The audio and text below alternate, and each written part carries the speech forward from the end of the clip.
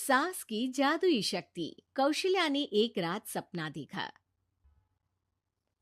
कौशल्या राजपूत, तुमने किए हैं जीवन में अच्छे अच्छे कर्म, इसलिए अब से जब तुम चाहो गायब हो सकती हो, जिसके लिए तुमको सिर्फ चुटकी बजानी होगी और चुटकी बजाते ही तुम गायब।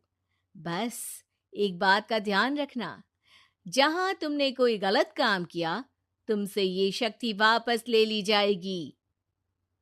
कौशल्या की नींद टूट जाती है।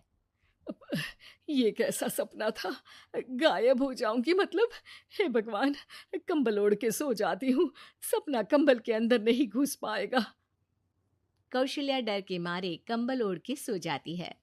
सुबह कौशल्या मंदिर जाने लगती है। अरे बहू, जल्दी चल, भिखारियों को खाना भी तो खिलाना है। हाँ माँ जी, अभी आई। आज तो खीर और पूरी बने हैं, सब खुश हो जाएंगे। दोनों सास बहू कार से खाने का सामान लेकर मंदिर पहुंचते हैं और भगवान की आराधना के बाद मंदिर के बाहर बैठी भिखारियों को खाना खिलाने लगते हैं। दीदी, आप हर हफ्ते आते हो, इतना सारा करते हो हम लोगों के लिए। मैं आपके लिए रोज अलग से दुआ मांगता हूँ। ये तो फर्ज है हमारा। दीदी, थोड़ी पैसों की मदद हो जाती तो अच्छा होता। बड़े चौराहे पे मेरी बीवी भीख मांगती है, उसका इलाज करवाना है, 100-200 रुपए लग जाएंगे।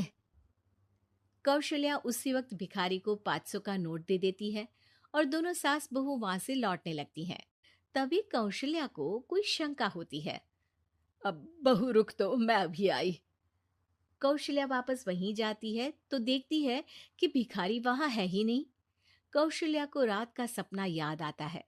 वो चुटकी बजा के गायब हो जाती है और सीधे भिखारी के पास पहुंचती है, पर भिखारी को वो दिखाई नहीं देती। कौशल्या देखती है कि भिखारी उन पैसों से शराब खरीद रहा है और कौशल्या उसे वहीं एक चाटा मारती है। अरे कौन है बे? एक और चाटा पड़ता है। अरे कौन है? कौन है? हिम्मत है तो सामने आओ। भिखारी को झूठ बोलने पर तड़ातड़ चांटे पड़ते हैं। वो वहां से भाग खड़ा होता है। कौशल्या चुटकी बजा के वापस बहू के पास आ जाती है और मन ही मन सोचती है, ऐसे तो मैं कितने गलत काम रोक सकती हूँ, कितनी ताकतवर हूँ मैं, किसी को पता भी नहीं चलेगा। सासू माँ, आप क्या सोच रही हो? अब कुछ नहीं, कुछ भी तो नहीं। ठीक है, मुझे ना थोड़े पैसों की जरूरत थी। मेरे कजिन भाई है ना, उनकी तबीयत थोड़ी इधर उधर हो रही है। वो तो खुद से नहीं कहेंगे कि पैसे दे दो, पर बहन होने के नाते मेरा तो फर्ज बनता है ना कि भाई की मदद करूं। अरे हाँ हाँ, ले जाना पैसे। पैसे इसीलिए तो कमाते हैं कि जरूरत में काम आ सके। घर पहुंच के कौशल्या अपनी बहू को 10,000 रुपए दे देती है। कब जाएगी तू मायके? अम, कल शाम की ट्रेन है। दोनों काम में लग जाती हैं। तभी काम वाली दीदी वहां आती है। आज ना मैं आप लोगों के लिए पनीर बनाऊंगी। ठीक है, मंगवा लेती हूँ पनीर। पड़ोस की दुकान वाला पनीर दे जाता है और काम वाली बाई पनीर से रेसिपी बनाने लगती है। आज अपनी सुपर पावर काम वाली बाई पे ट्राई करती हूँ, देखूं तो सही किचन में करती क्या है ये। सास चुटकी बजा के गायब हो जाती है और किचन में पहुंचती है। बाई को खबर भी नहीं है कि कौशल्या भी किचन में ही है। आज तो मैं भी पनीर की सब्जी बनाऊंगी रात को अपने घर, और थोड़ा सा घी भी रख लेती हूँ। वैसे भी कौशल्या बुढ़िया खा खा के मोटी हो गई है। कौशल्या बाई की चोरी पकड़ लेती है और गुस्से में बाई की चोटी ऊपर उठा देती है। बाई को समझ भी नहीं आता कि उसकी चोटी खड़ी कैसे हो गई। वो डर के मारे चीख पड़ती है। बहू भागते हुए किचन में आती है। अरे क्या हुआ? ये तुम्हारी चोटी खड़ी कैसे है? करंट लग गया है क्या? पता नहीं, शायद किचन में ना भूत है। बाई वहां से भाग खड़ी होती है और कौशल्या चुटकी बजा के अपने कमरे में टीवी देखने लगती है। बहू वहां जाती है। माँ जी, किचन में ना भूत है, बाई भाग गई। अरे भागने देना, भूत का तो पता नहीं, किचन में चोर जरूर था और वो थी अपनी काम वाली। अच्छा हुआ चली गई। बहू को कुछ समझ नहीं आया। उसने किचन में जो देखा उसके सदमे में जो थी वो अभी तक। अगले दिन बहू अपने मायके के लिए निकल जाती है। कहीं भिखारी और काम वाली की तरह बहू भी तो मुझे धोखा नहीं दे रही। अरे कहीं वो पैसे ले जाके शॉपिंग तो नहीं करने वाली ना। अभी पता लगाती हूँ। मुझसे कुछ छिपा है भला। जैसे भगवान सब देख रहा है वैसे ही मैं भी सब देख रही हूँ। सास को अपनी शक्ति पर घमंड आ गया था। वो अब अच्छे काम करने की जगह अपनी शक्ति का इस्तेमाल खुद का शक मिटाने के लिए कर रही थी। वो चुटकी बजाती ही बहू के मायके चली जाती है। भैया, आपने बताया क्यों नहीं कि इतनी तबीयत खराब है? अरे तेरी सास बूढ़ी हो गई है, इतना भला काम करती है, उनकी मदद कौन करता है? यहाँ तो और भी लोग हैं ना। भैया, मेरे पास कुछ पैसे हैं। आप दूसरे डॉक्टर को दिखा दीजिए ना। अरे मुझे लगता है कि मेरा टाइम आ गया है, मुझे जाना होगा। कमरे में भाई की आत्मा को लेने यमदूत आ चुके थे। कौशल्या भले ही किसी को नहीं दिख रही थी, पर यमदूत ने उसे देख लिया। यही आत्मा है शायद, परछाई दिख रही है, पहले ही तैयार खड़ी है। अरे आप कौन हो? यमराज का नाम सुना है? हैं? आप यमराज हो क्या? नहीं, हम उनके यहाँ जॉब करते हैं, आत्मा उठा के ले जाते हैं डिलीवरी वाले। चलो अब तुम्हारा टाइम पूरा हो गया। अरे आप शायद ना वो बिस्तर पर पड़े आदमी की आत्मा को लेने आए हो। मैं तो बस यहाँ देखने आई थी कि मेरी बहू कहीं मुझसे पैसे लेकर शॉपिंग करने तो नहीं चली गई ना। मतलब तुम्हारे पास शक्ति है गायब होने वाली? हाँ। तुम ऐसे तुच्छ काम में उपयोग कर रही हो ऐसी दिव्य शक्ति का। अब तो तुमको ही लेके जाऊंगा। अरे नहीं नहीं, कल मुझे किटी पार्टी में भी तो जाना है। अब नरक में ही करना किटी पार्टी। नहीं नहीं नहीं। 3 बार नहीं क्यों बोल रही हो? टीवी सीरियल चल रहा है क्या एकता कपूर का? अरे प्लीज मुझे जाने दो। आप तो उस बीमार आदमी की आत्मा को लेने आए थे ना। गलत डिलीवरी करोगे तो यमराज डांटेगा ना। बात तो सही कर रही हो, पर हमको उस पे दया आ गई। अभी उसकी उम्र ही क्या है, पर कुछ तो लेके जाना पड़ेगा ना। एक काम करो, अपनी शक्ति दे दो, गायब होने वाली। हैं? अरे क्यों? तुम पृथ्वीलोक का भ्रष्टाचार रोक सकती थी, चोरी रोक सकती थी, अरे कोरोना रोक सकती थी, पर तुमने अपनी बहू की जासूसी करना शुरू कर दिया। अरे लेकिन किंतु परंतु। यमदूत सास की शक्ति लेके वापस चले जाते हैं। कौशल्या की परछाई हवा से नीचे गिरती है और जमीन पे आते आते कौशल्या का शरीर सामने आ जाता है। अरे लग गई, कितने ऊपर से फेंका। माँ जी, आप यहाँ ऊपर से कैसे गिरी? अरे समधन जी, आप अचानक कमरे में। सब घबरा जाते हैं। सास बहू को सारी बात बता देती है। ये लो आपके 10,000 रुपये। आपको मुझ पे इतना भी भरोसा नहीं है? अरे बहन, मुझे दर्द नहीं हो रहा है, अब अचानक से सब अच्छा होने लगा है। अरे तो फिर बिस्तर से उठ जाओ और मुझे लेटने दो। गिरी हूं ऊपर से तो पूरा बदन दुख रहा है। भाई को तो यमदूत ठीक करके जाते हैं, पर कौशल्या देवी दर्द के मारे बिस्तर पर आ जाती हैं। रात को अचानक राधिका मौसी को किचन से कुछ गिरने की आवाज आई।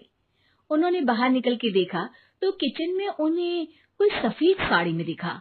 वो चीख पड़ी, हे भगवान, आलतू जलाल तू आई बला को टाल तू, आलतू जलाल तू आई बला को टाल तू।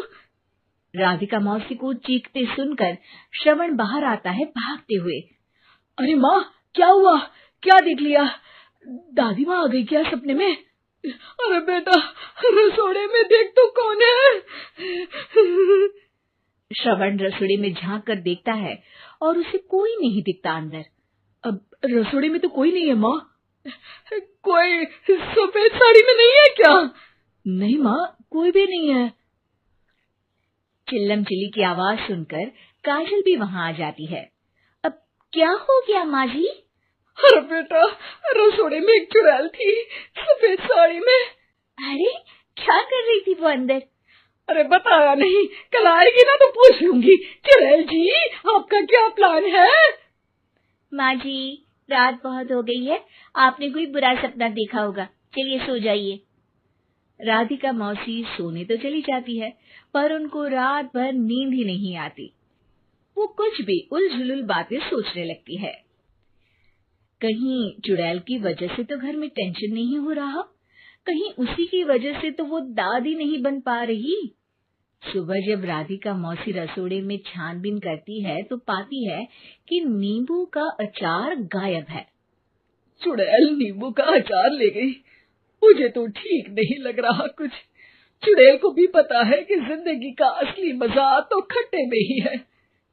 राधिका मौसी झट से श्रवण को फोन कर देती है। बेटा, मुझे समस्या समझ में आ गई है, हमें एक तांत्रिक की जरूरत है। अरे क्या बोल रही हो माँ, तांत्रिक की क्या जरूरत है? आप पूजा पाठ तो कर ही रही हो ना। आलतू जलालतू मंत्र सारे फालतू जैसे कुछ मंत्र पढ़ो, चली जाएगी अपने आप चुड़ैल।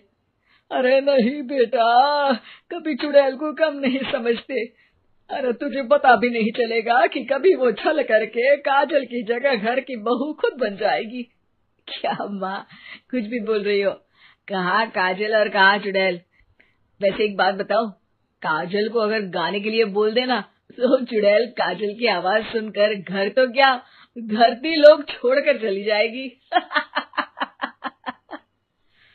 तुम ना पढ़े लिखे बच्चे हर चीज को मजाक समझते हो।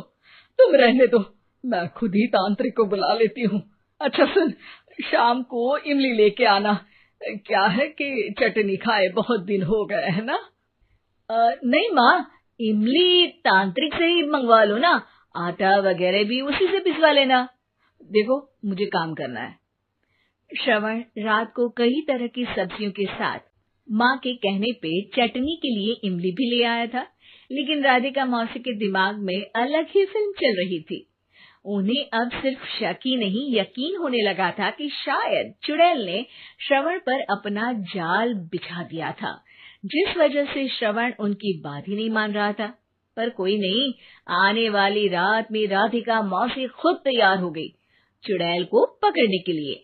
रुद्राक्ष की माला, तुलसी का पत्ता, हनुमान चालीसा सब हाथ के पास ही था, बस चुड़ैल का इंतजार था। और जैसा राधिका मौसी ने सोचा था वैसा ही हुआ। वो चुड़ैल उस रात भी आई, पर वो राधिका मौसी से तेज निकली और राधिका मौसी के उससे पकड़ने के पहले ही वो भाग खड़ी हुई।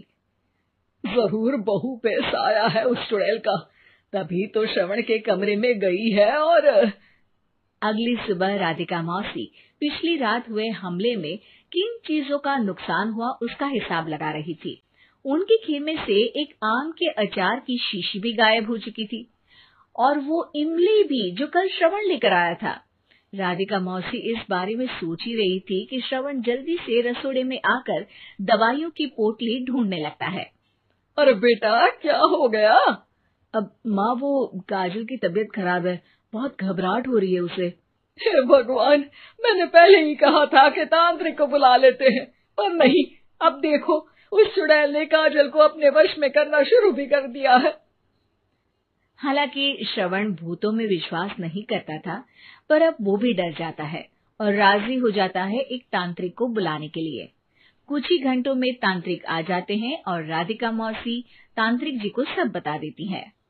घोर संकट, घनघोर संकट, चुड़ैल को मारू जोर चाकट, ओम भट स्वाहा खटखा के आहा। अरे ये क्या मंत्र है? मेरे खुद के ओरिजिनल मंत्र है, कल रात को ही लिखे हैं, अच्छे लगे तो दाद चाहूंगा। एक और मंत्र सुनो। अर्ज किया है आब्राकडाब्रा, दिल्ली बम्बई आगरा, चंदा मामा सोरले सुरन मामू जारा। ये मंत्र है? अरे कोई चालीसा वालीसा पढ़ो ना। वक्त कम है, 40 नहीं पड़ेंगे, 20-25 में काम चलाना पड़ेगा। अलग निरंजन जाके लंदन, मुफ्त का मंजान घिस मेरे नंदन।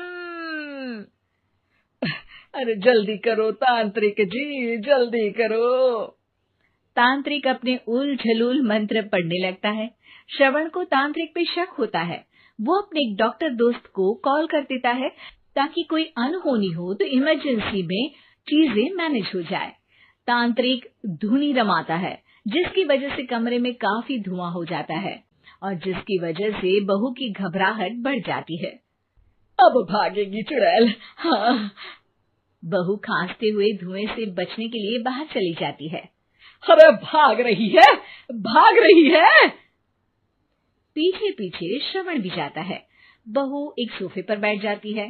तभी डॉक्टर दोस्त आ जाते हैं और श्रवण को पानी लाने के लिए कहते हैं। थोड़े चेकअप के बाद डॉक्टर कहते हैं, मेरे हिसाब से जाप का काम पूरा हो गया है। क्या मतलब? अरे कुछ भी नहीं माँ, कोई चुड़ैल नहीं है, खुशखबरी है, अब दादी बनने वाली है। मगर वो सब अचार के डब्बे।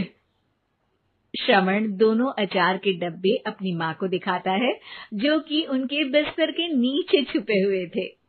आपने सही बोला था माँ, वो चुड़ैल काजल ही थी जो खट्टा खा रही थी। हमें कल ही पता चला, पर हमने आपको ये तांत्रिक वाला काम करने दिया ताकि आपको भरोसा हो जाए कि भूत वगैरह कुछ होता ही नहीं। अच्छा अच्छा, ये तो बड़ी खुशी की बात है। पर बेटा मुझे एक झाड़ू तो ला दे। क्यों माँ? ये तांत्रिक का भूत उतारती हूँ मैं। अब तांत्रिक राधा मौसी के डर से घर से भाग निकलता है और राधा मौसी उसके पीछे भागती है। अरे संकट ये घनघोर है, तांत्रिक मुआ चोर है।